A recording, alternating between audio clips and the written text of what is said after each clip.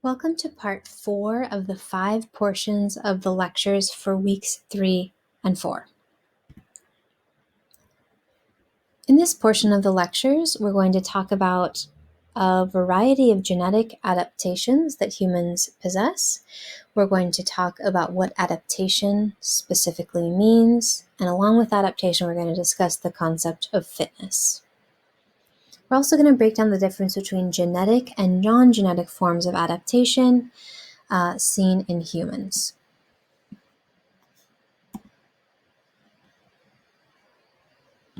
So like I mentioned, we're going to discuss forms of human adaptation that drive biocultural diversity around the world. We'll also take a look at non-genetic forms of human adaptation. Let's start out by looking at a map of human biocultural diversity.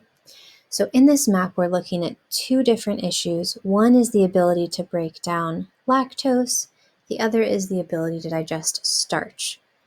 Now, as you're looking at this map, would you say that these are forms of genetic adaptation that we're looking at or non-genetic adaptation? If you guessed genetic, you are correct. We're looking at a map of the global distribution of lactose tolerance and genes that code for enhanced starch digestion. As you're already aware, people can break down milk sugar where their ancestors have lived with cows for thousands of years, and there's of course a genetic component to lactase persistence. People have more copies of a gene that breaks down starch, where starch has been a major part of the diet for thousands of years. Can you think of the different starches consumed by the populations with many copies of the amylase gene, which codes for an enzyme that breaks down starch? So for example, in Japan, folks have many copies of the amylase gene. What is the starch that is relied upon in this particular diet?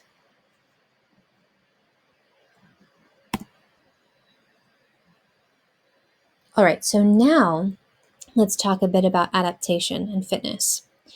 An organism's ability to survive and reproduce is measured by their fitness, which has little to do with gyms or leotards, and everything to do with the evolutionary success of a particular lineage.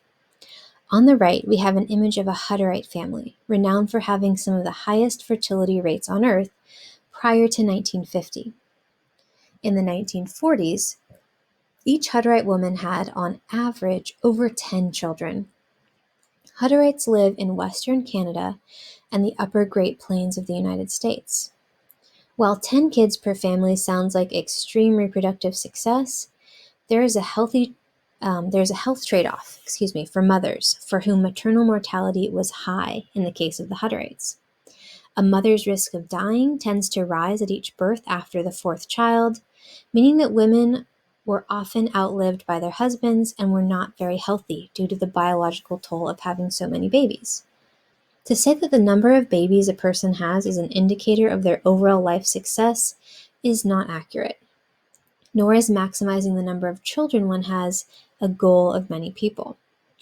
For this reason, anthropologists today look at other measures of fitness, like wealth and the number and quality of close personal relationships a person has. Fitness today for modern humans might be better described as a measure of our health, happiness, and socioeconomic standing.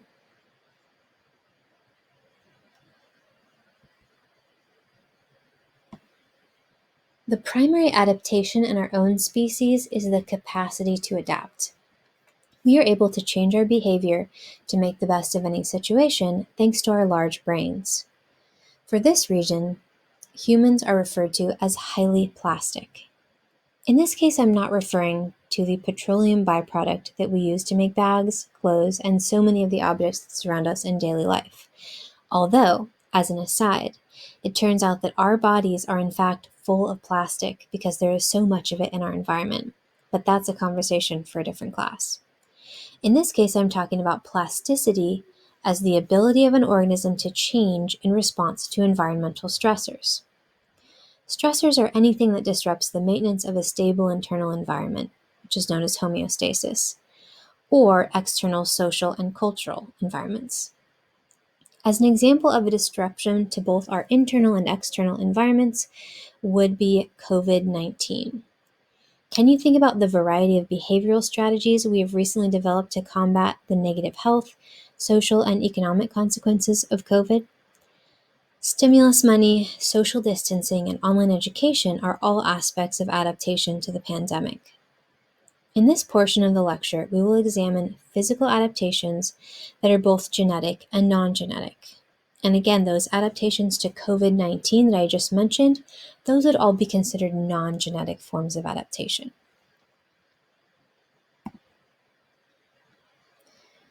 In this photo, a Tibetan father and son calmly pose for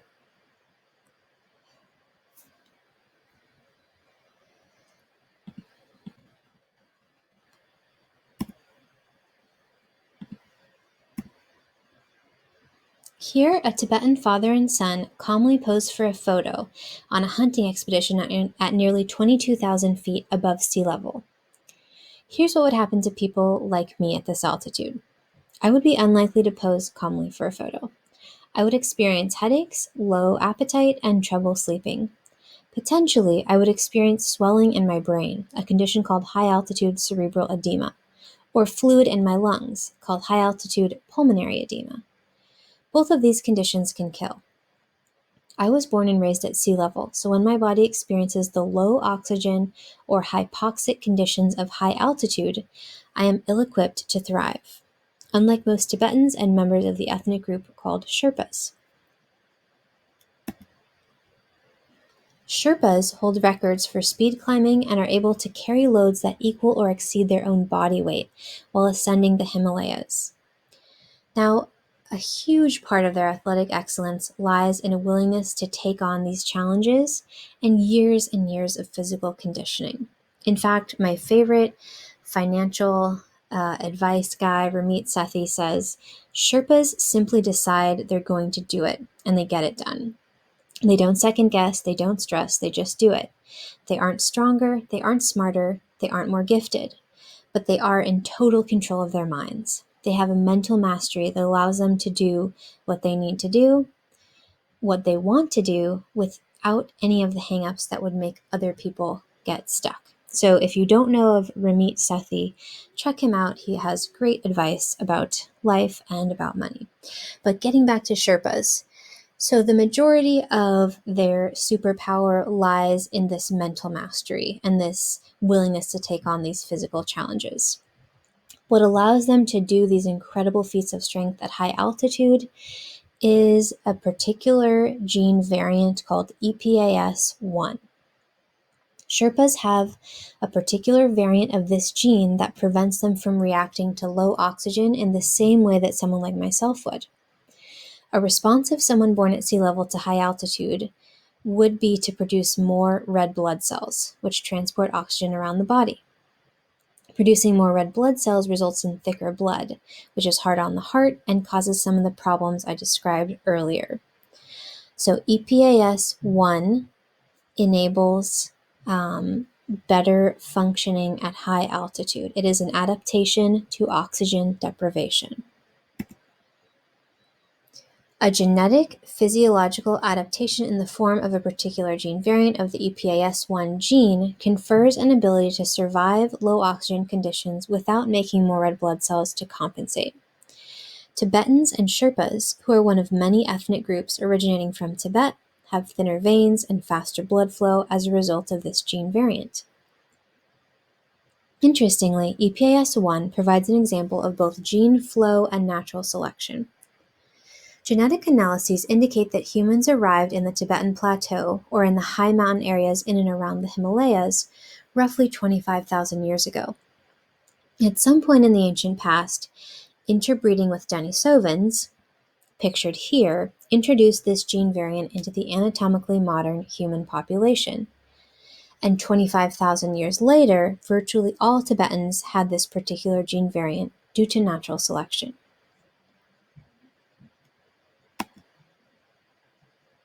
Let's talk about yet another example of genetic adaptation. How long do you think you could hold your breath? What about if you were holding your breath underwater while chasing fast and aggressive fish? How deep do you think you could comfortably dive?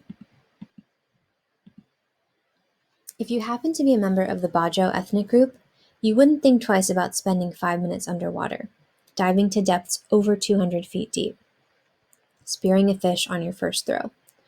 According to an article in The Atlantic by Ed Young, Bajo have lived at sea for more than 1,000 years on small houseboats that float in the water off Indonesia, Malaysia, and the Philippines. Each day they'll spend more than 5 hours underwater, capturing between 2 and 18 pounds of fish and octopuses.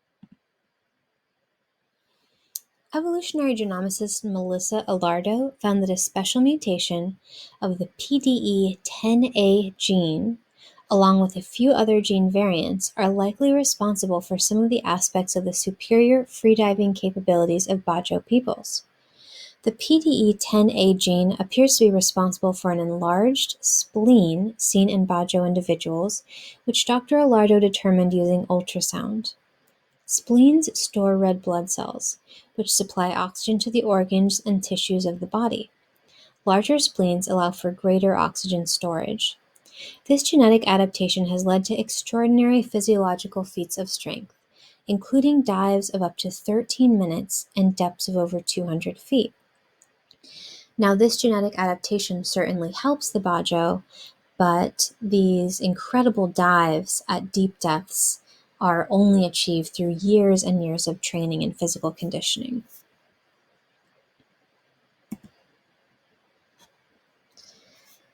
In this class, we've looked at multiple examples of genetic adaptations to diverse environments and lifestyles.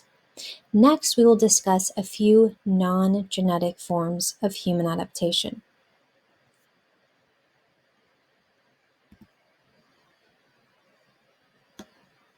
This slide shows a few extreme examples of what is called developmental adjustment, a non-genetic form of adaptation.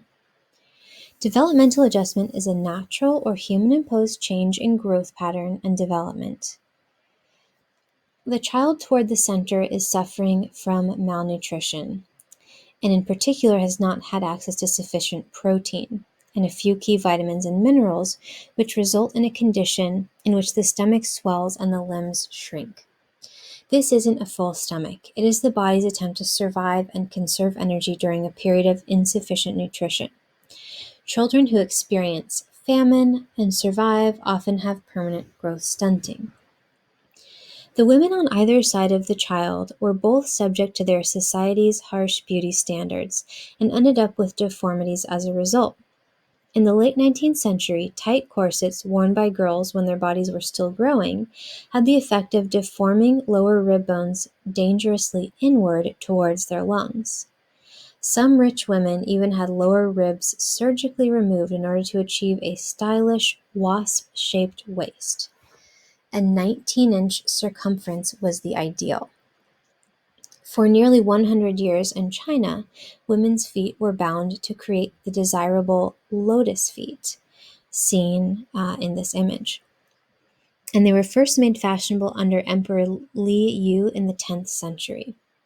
Women's toes were taped together tightly into triangular points. The feet were beaten, cast in herbs and oils to loosen the skin, and strapped into lotus shoes. Bound feet were a symbol of wealth and beauty, until they were banned around 100 years ago. The corset and foot binding illustrate the role of social and cultural environments in shaping human bodies and behavior. It isn't just nature or natural selection that influences our species.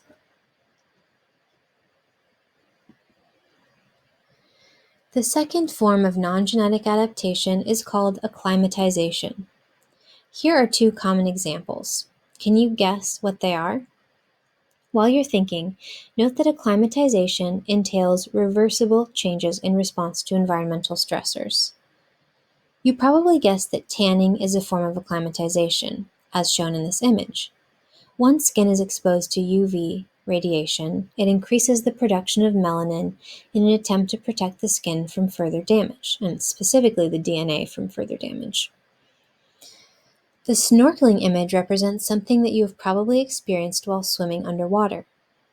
If you are in the deep end of a pool and you dive down toward the bottom, your ears are likely to pop, equalizing the pressure in front of and behind the eardrum.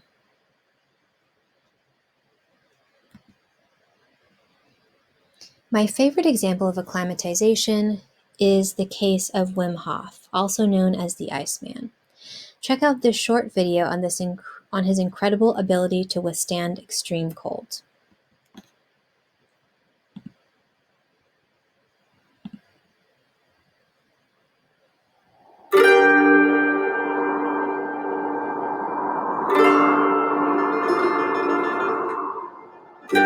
The cold is an absolute doorway to the soul. There is so much unnecessary suffering in the world. We take pills, kill the symptoms, but not the cause. And apparently we cannot become happy, strong, and healthy. Hey, I know the way.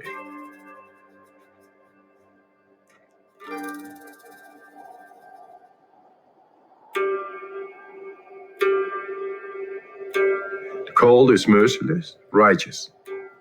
It brings you direct in the depth of yourself. You're not thinking. Your emotions stop. You are just surviving. And it brings you in the purity of the physiology as well as the soul. And you get in a different plane than our conditioning. And that makes you a free man. What's special about Wim is that he kind of has this mind over body control that's pretty phenomenal. When he is exposed to the cold, his body just physically reacts differently from a lot of other people. Right now, I'm holding 26 Guinness World Records, and all related to extreme cold. My records range from staying in the ice for 1 hour, 53 minutes in direct contact with the ice, running fastest half marathon barefoot, climbing Kilimanjaro in record time in shorts, swimming underneath the ice for longest distance. Wim is a very special person.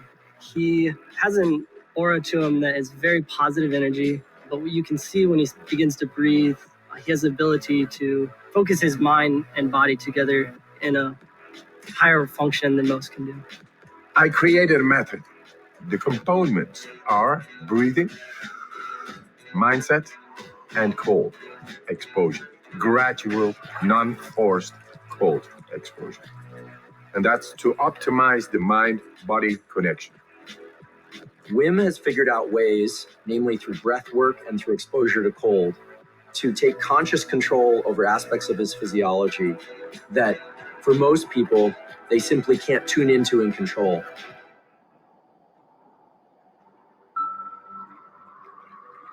The cold, my warm friend, it brings about a whole lot of more energy, and that together with breathing makes you so powerful. But then you lose your wife, and it all rumbles down. 4 children I had with my wife, and I was to be with her forever. She was the love of my life. She died. She suicided. It's a black hole within yourself. It breaks your heart, and you don't know why, but the train of a daily life is going on, and you gotta catch up, otherwise you lose it. So I had to be there for my children. And yes, we created a new nest. My children made me survive in that time, but nature healed my wounds.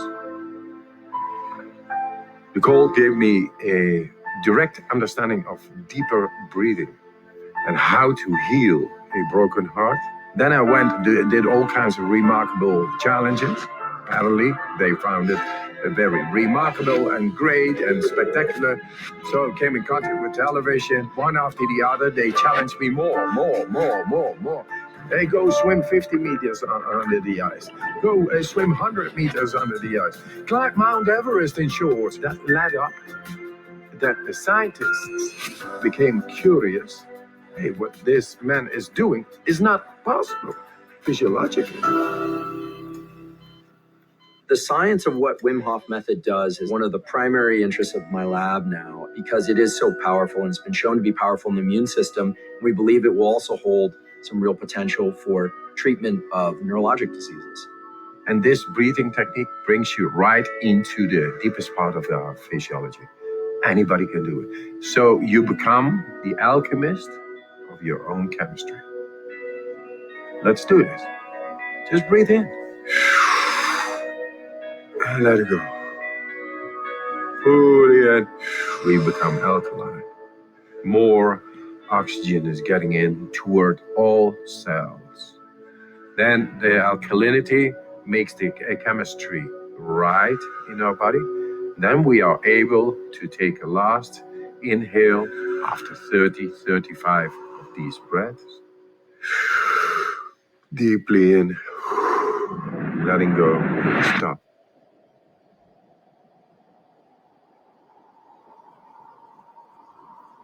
The Wim Hof method is neither distress nor eustress, thrilling. It's somewhere right in between where I believe adrenaline is high and cortisol is low, which gives the person who's doing the method this incredible feeling of well-being and control over their own physiology and mental state. Why I teach this method? To show that with a simple method out of nature, we are able to tackle the greatest problems, which is depression, fear, anxiety, and pain. People with chronic pain. That's all unnecessary suffering going on. And all this industries keeping on and say, yeah, that's normal. And I think that's sick. If it turns out that non-ingestible approaches, such as breath work or cold exposure, can approach some of the potency that medications can provide or have failed to provide, then it's quite possible that one can heal from the inside. Guess what? We found the proof to tap into our body and mind, enabling us to become happy, strong, and healthy.